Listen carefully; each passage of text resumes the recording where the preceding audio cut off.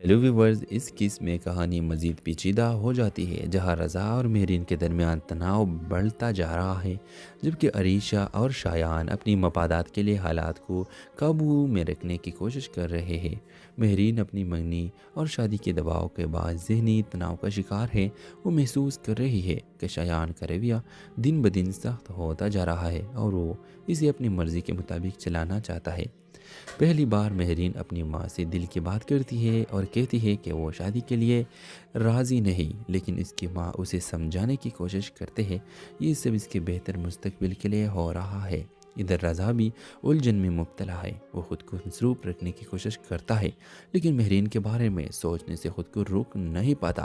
ادھر ایک بار پھر اس کی حالت بانپ لیتا ہے اور اسے چھیڑنے لگتا ہے، لیکن رضا اپنی فطری ضد کے باعث انکار کرتا ہے کہ اسے کوئی فرق نہیں پڑتا۔ عریشہ کو شک ہونے لگا ہے کہ رضا کی توجہ کسی اور کی طرف جا رہی ہے اور وہ اپنی ماں سے کہتی ہے کہ جلد از جلد رضا کے والدین سے بات کر کے شادی کی تاریخ پکی کروائے۔ وہ کسی بھی قیمت پر رضا کو کھونا نہیں چاہتی اور اس کے ارد گرد گھیرا تنگ کرنے لگی ہے۔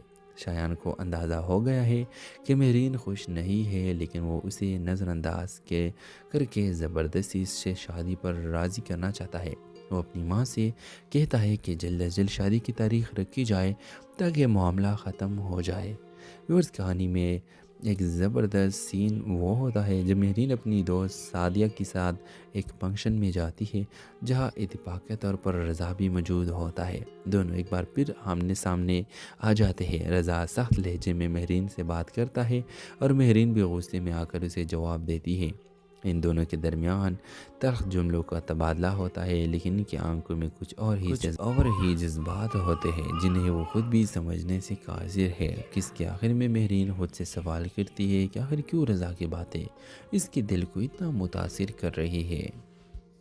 ہیلو ویورز، اس کیس میں کہانی مزید پیچیدہ ہو جاتی ہے جہاں رضا اور مہرین کے درمیان تناؤ بڑھتا جا رہا ہے، جبکہ عریشہ اور شایان اپنی مفادات کے لیے حالات کو قابو میں رکھنے کی کوشش کر رہے ہیں۔ مہرین اپنی منگنی اور شادی کے دباؤ کے بعد ذہنی تناؤ